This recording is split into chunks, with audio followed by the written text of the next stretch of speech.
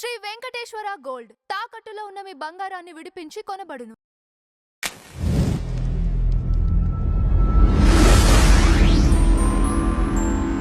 ఈ పేరు నేను చెప్తున్నా కానీ ఒక్కసారి దయచేసి గూగుల్ చేయండి. ఎందుకంటే అందరికి తెలిసిన పేరే. నేను గూగుల్ ఎందుకు చేయమన్నానో మీకు అర్థమవుతుంది. గూగుల్ చేసి ఆయన పేరు కింద ఉన్న ఒక వయసు చూడండి. నిజంగా చెప్తున్నా, మీకు అతని మీద ఉన్న రెస్పెక్ట్ ఎన్నింతలు పెరగకపోతే ఛాలెంజ్ చేసి చెప్తున్నా. వై? బికాస్ సంగీతం శ్రీనివాసరావు గారు 94 ఇయర్స్లో ఇప్పుడు ఇంకో కొత్త తెలుగు సినిమా మళ్ళీ సైన్ చేశాడు. ఒక పెద్ద బ్యానర్, దానికి మళ్ళీ దేవిశ్రీ గారు మ్యూజిక్, నాగ్ అశ్విన్ దానికి ప్రొడ్యూసర్. స్వప్న సినిమా బ్యానర్ మీద, లేదంటే వైజయంతి, వాట్ ఎవర్ వాళ్ళవే కాబట్టి అట్లా అనుబంధ సంస్థల్లో ఏదో రకంగా వస్తుంది. బట్ చూడండి, ఇప్పుడు మనం ఈ కల్కి చూసాం కానీ అప్పుడెప్పుడో ఆదిత్య 369లో చూపించేశాడు. ఇప్పుడు రాజమౌళి గారు వారణాసితో టైం ట్రావెల్ చేసి ఎక్కడికో వెళ్ళాలనుకున్నాడు కానీ ఆయన ఆ రోజుల్లోనే అదేంటది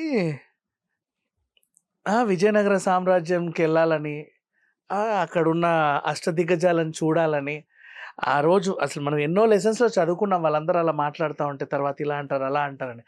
ఆ సిచ్యువేషన్ దగ్గరికి వెళ్ళాలని ఎందుకు అనిపించిందో అదొక వెరైటీ. నెక్స్ట్ మళ్ళీ అపూర్వ సహోదరులు అంటే విచిత్ర సోదరులు, కమల్ హాసన్ది అసలు గ్రాఫిక్స్ లేవు ఆ టైంలో, విఎఫ్ఎక్స్ లేవు, ఏమీ లేకుండా పొట్టి కమల్ హాసన్ ఎలా సృష్టించారు అని చెప్పేసి అప్పట్లో డ్యూయల్ రోల్కే చాలా కష్టపడేవాళ్ళం.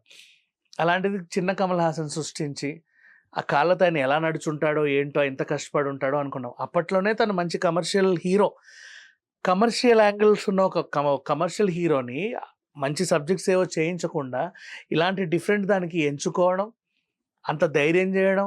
సరే, నాకు ఏదో ఆలోచన వచ్చింది, మరి జనాలు ఈ ఆలోచనని మెచ్చుతారా లేదా అని చెప్పేసి ఏమాత్రం జంకకుండా సినిమా తీసేయడం. బికాస్ ఈ రోజుల్లో ఇప్పుడు అంతెందుకు, నిన్న రాజాసాబు మాకు అర్థం కాలేదు అన్నారు, అంతకుముందు పొన్నియిన్ సెల్వన్, మహా సినిమాలు ఉన్నాయి. 1 నేను ఒకడినే ఇప్పుడు అర్థమవుతుంది, తీసినప్పుడు అర్థం కాల. ఆరెంజ్ ఇప్పుడు అర్థమవుతుంది, తీసినప్పుడు అర్థం కాల. కానీ తీశారు వాళ్ళు ఏదో ధైర్యం చేసి. అయితే ఈ రోజుల్లో ఇప్పుడు కూడా ప్రయోగం చేయాలంటే భయపడుతున్నారు. ఆల్రెడీ వచ్చిన జోనర్నే కంటిన్యూ అవ్వడం. ఇప్పుడు ఒక హారర్ జోనర్ వచ్చింది, అది హిట్ అయితే కొన్ని హారర్ సినిమాలు, హారర్ కామెడీ వచ్చింది, హిట్ అయితే కొన్ని హారర్ కామెడీ. ఇప్పుడు బలగం లాంటి సినిమాలు హిట్ అయితే అట్లాంటివి కొన్ని, కోర్టు లాంటి సినిమాలు హిట్ అయితే అట్లాంటివి కొన్ని. అట్లాంటివే వస్తున్నాయే తప్పితే కొత్తగా ఆలోచించడం నిజంగా భయపడుతున్నారు. అమ్మో అది ఆడదు ఏమన్నా ఇద్దేమో అని. అట్లా ఆలోచించే వాళ్ళు కూడా ఉన్నారు. కాకపోతే వాళ్ళకంటూ థియేటర్స్ ప్లాట్ఫామ్స్ లేవు. ఇప్పుడు ఓటీటీ అనమాట. నువ్వు క్రియేటివ్గా ఆలోచించావంటే అందులో వేసుకోవాలి. అది ఎప్పటికో చాలామందికి రీచ్ అయ్యి తర్వాత మాట్లాడుకుంటూ ఉంటాం. సరే, ఇప్పుడు సంగీతం శ్రీనివాసరావు గారు ఆ రోజుల్లోనే అట్లాంటి సినిమా తీశాడు. అండ్ నెక్స్ట్ బాలయ్య అప్పుడే మంచి నెపోకిడ్, ఎన్టీఆర్ గారి కొడుకు, అప్పటికే ఒక మంచి బిరుదు, ఫ్యాన్ ఫాలోయింగ్ అంతా వచ్చిన తర్వాత ఆ రోజుల్లో బాలయ్య చేత కన్విన్స్ చేసి భైరవ దీపంలో కురుపి గెటప్ వేయించాడు చూడండి. అసలు ఎవరికన్నా సాహసం కూడా చేయరు ఇంకా చెప్పాలి అంటే. అంటే అప్పుడప్పుడే ఆ స్టారు ఈ స్టార్లు అని పెట్టుకునే కాలం అది, సాహసం చేయరు. But he convinced. అంటే డైరెక్టర్లో ఏదో ఉంటుందని నమ్మితేనే అట్లాంటి కమర్షియల్ హీరోలు పొట్టి వేషమైనా, మరుగుజ్జు వేషమైనా, కురూపి వేషమైనా, ఏ వేషమైనా కడతారు. అట్లాంటి ఒక మహామహుడు, మంచి డైరెక్టర్, టైం ట్రావెల్ని అసలు ఇండియాకి పరిచయం చేసిందే ఈయన ఇంకా చెప్పాలి అంటే. ఇప్పుడు ఇన్నేళ్ల తర్వాత 94 ఇయర్స్లో తను ఒక మెగాఫోన్ పట్టుకొని ఒక సినిమా తీస్తున్నాడు, అది కూడా పెద్ద సినిమా అంటే ఆల్మోస్ట్ అందరి కళ్ళు దాని మీదే ఉన్నాయి.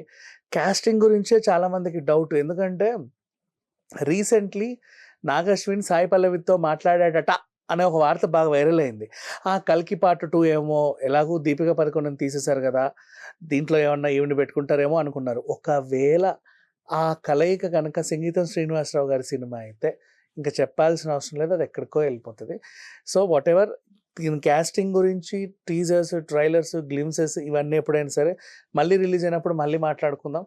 అంటే ఏదైనా ప్రాజెక్ట్ స్టార్ట్ అయిందంటే నిజం చెప్పనా, ఇప్పుడు రాజమౌళి గారి ప్రాజెక్ట్ స్టార్ట్ అయింది, దాని టైటిల్ ఏంటి, ఎక్కడికి వెళ్తున్నారని ఎంత క్యూరియాసిటీ ఉంటుందో, సంగీతం శ్రీనివాసరావు గారు కూడా ఒక సినిమా స్టార్ట్ చేస్తున్నారంటే అంతే ఉంటుంది. ఆయన ఆఖరి సినిమా 2022, అదేంటి వెల్కమ్ ఒబామా కదా అంటావు, కాదు, అప్పుడెప్పుడో 'ప్రతిబింబాలు' అనే సినిమా తీస్తే అది అవ్వకవ్వక 2022లో రిలీజ్ అయింది. సో, ఇప్పుడు ప్రెజెంట్ అది ఆఖరి సినిమాలా మాట్లాడుకోవాలి. 'అక్కినేని నాగేశ్వరరావు' గారి సినిమా అనమాట. సరే ఏదేమైనప్పటికీ సంగీతం గారు మళ్ళీ మెగాఫోన్ పట్టుకున్నారంటే చాలా మందిలో ఒక టైప్ ఆఫ్ ఆనందం ఉంటది. ఆయన మనం ఆల్రెడీ తెర మీద చూసాం, మీకు తెలీదు.